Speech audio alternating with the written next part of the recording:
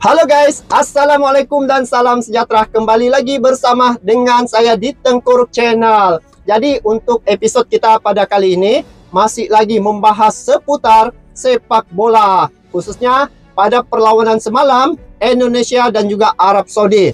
Semalam timnas Indonesia sekali lagi mencetak sejarah ya dalam perlawanan putaran yang ketiga untuk kualifikasi Piala Dunia 2026. Timnas Indonesia semalam bermain cukup solid. Saya melihat dan juga saya sangat menikmati cara permainan yang telah dilakukan oleh Timnas Indonesia. Lagi-lagi saat yang dinanti-nantikan oleh penggemar sepak bola Timnas Indonesia. Tidak lain dan tidak bukan, yaitu Martin Paes. Ramai yang menanti-nantikan penampilan Martin Paes. Dan sebelum ini, sebelum laga semalam, perkara ini menjadi persoalan ya, dan ramai yang menganggap bahwa Martin Paes ini tidak bisa main pada laga perdana semalam menentang Arab Saudi itu, karena dia hanya dapat bermain pada laga menentang Australia.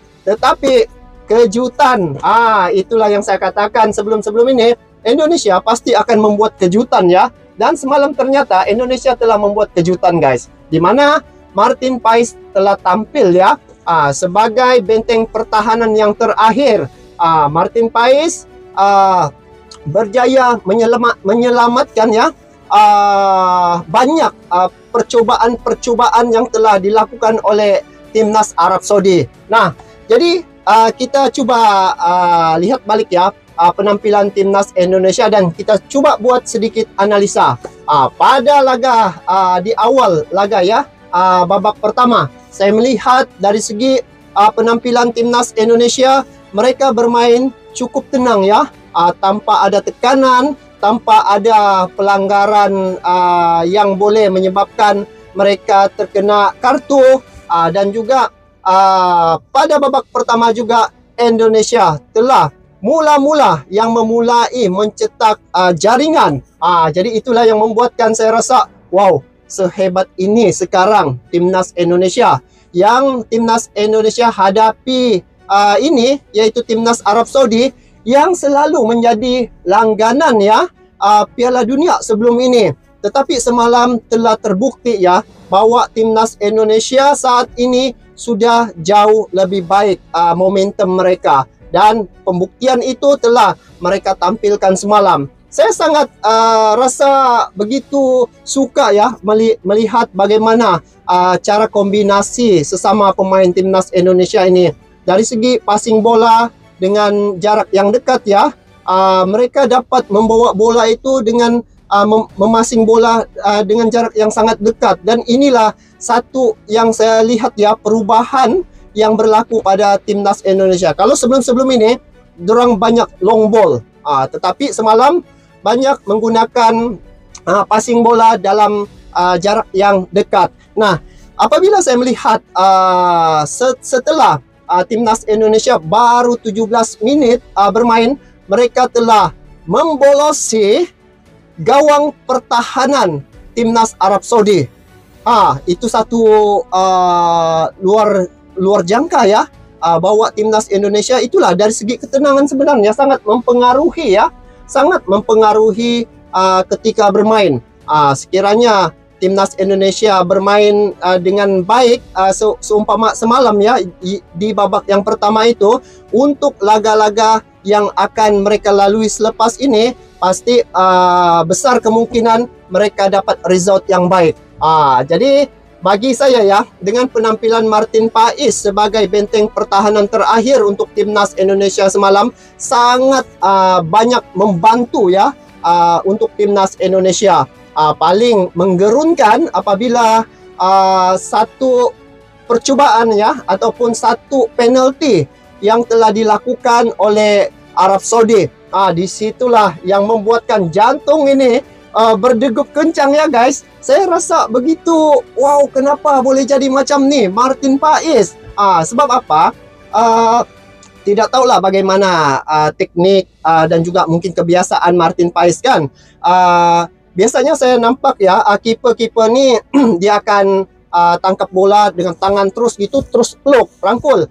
Tetapi beraninya, nah ini yang satu kelainan ya, Martin Paes sangat berani ya. Dia di mana bola itu dia kawal hanya dengan menggunakan kaki. Dan saat-saat getir itu, ketika pemain timnas Arab Saudi tiba-tiba datang menyerang, hampir-hampir lagi guys dapat dibolosi, tetapi atas tindakan yang cepat ya yang telah dilakukan oleh Martin Paes memblok bola itu, sehingga Martin Paes dikenakan kiranya denda ya. Itulah terjadinya penalti. Jadi selepas ini mungkin Martin Paes jangan menggunakan kaedah itu terlalu banyak, ataupun jangan guna selalu ya, tahan bola dengan kaki, sebab lawan-lawan ini dia pasti ada perubahan dan juga ada sesuatu yang mereka cuba cari kelemahan untuk kiper. Tapi untuk keseluruhan lah, penampilan Martin Paes semalam memang cukup cantik ya, berbaloi, ataupun tidak sia-sia Martin Paes ditampilkan pada perlawanan semalam.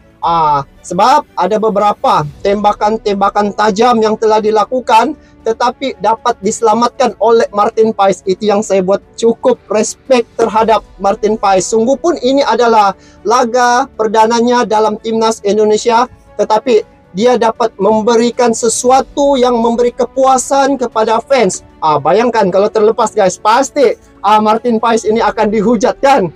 Tapi itulah, bila melihat Martin Paes, dia dapat menetralkan keadaan dengan caranya tersendiri. Jadi guys, itulah yang saya lihat ya, perkembangan tentang timnas Indonesia dan ketarikan saya terhadap penampilan timnas Indonesia.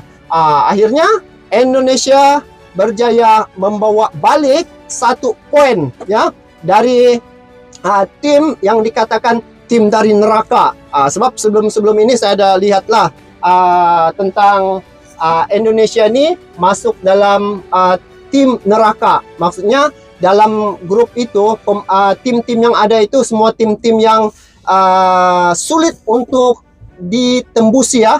Tetapi laga perdana grup C yang mana Indonesia telah berhasil membuktikan bahawa kedudukan ranking itu bukan menunjukkan kekuatan sebenar. Itu yang saya dapat lihat pada timnas Indonesia. Sebab dalam grup C, Indonesia adalah tim yang paling rendah rankingnya, di bawah 133 peringkat FIFA. Manakala lawan mereka ini ada yang 56, ada yang 23.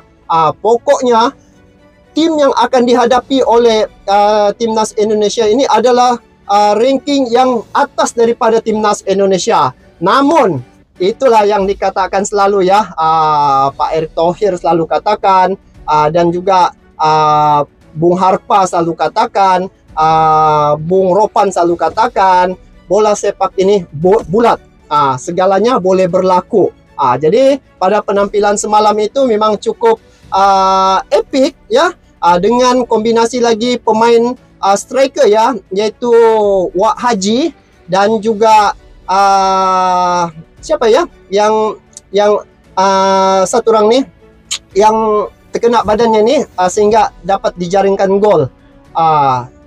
Saya lupa guys, kenapa tiba-tiba lupa nih. Tapi apapun, dari segi kombinasi ya, kombinasi antara pemain pun cukup mantap. Jadi untuk laga yang akan mereka hadapi selepas ini menentang Australia, pasti akan lebih seru lagi. Sebab bila melihat penampilan timnas Indonesia semalam, mereka ini pada babak pertama cukup solid. Pada babak kedua itulah ada sedikit tergeser dari segi emosi ya. Mungkin kerana faktor kelelahan, itu yang dari segi dia punya color permainan itu ada perubahan sedikit. Jadi apapun, untuk keseluruhan yang dapat saya simpulkan sesingkat-singkatnya, bahwa pasukan timnas Indonesia telah tampil cukup solid, dan ini adalah satu mukadimah ataupun permulaan yang baik ya, untuk menggambarkan bagaimana timnas Indonesia selepas ini. Jadi selepas ini Indonesia akan menghadapi tim-tim yang lebih kuat juga lagi ya guys. Tetapi itulah timnas Indonesia, saya lihat dari segi persiapan memang cukup solid. Dan atas kemenangan, bukan kemenangan, atas penampilan timnas Indonesia yang cukup memberi kesan terhadap saya, karena bila melihat saya sangat rasa begitu tertarik ya melihat depan-depan mata pada tanggal 10 hari bulan. Saya sendiri yang akan datang ke Gelora Bung Karno untuk menyaksikan penampilan timnas Indonesia dengan penampilan Martin Paes, dengan melihat bagaimana Tom Hai ketika membawa bola, dan juga ialah aksi Tom Hai. Untuk keseluruhannya saya mau melihat penampilan timnas Indonesia depan-depan mata saya. Jadi itu saja untuk kali ini guys. Apapun, saya ingin ucapkan selamat ke atas timnas Indonesia, karena timnas kalian telah membuktikan pada dunia bahwa timnas Indonesia saat ini bisa selevel dengan tim-tim gergasi ini.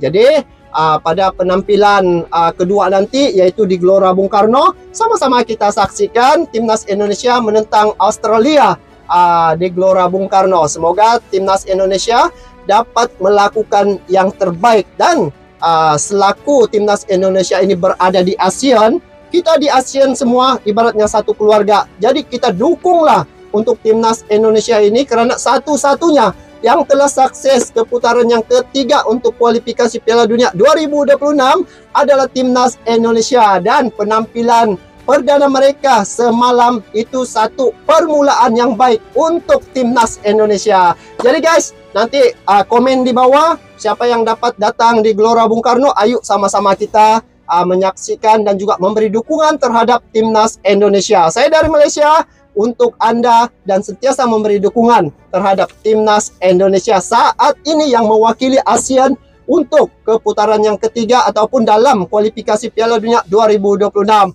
Sampai jumpa lagi guys. Assalamualaikum warahmatullahi wabarakatuh.